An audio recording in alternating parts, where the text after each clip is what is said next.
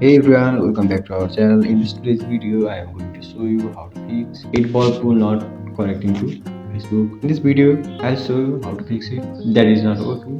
Don't worry, in this video, I will show you simple and easy step to fix the problem. Just follow each step carefully. The first step is make sure your internet connecting is working or not. Turn your Wi-Fi off for a few seconds, then on again, or you also switch mobile data. If that is not working, then turn on your airplane mode for a few seconds, then turn it off. Try in opening any website to test internet. If internet is not working, the app will not work properly. So the second step is restart your phone. Sometimes a simple restart can fix many problems.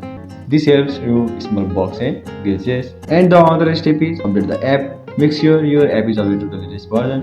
For the app update, open Play Store or App Store and search for the app and tap on update option if it is available. So after doing that, the another step is clear app cache. Clearing app cache can fix loading and caching issues.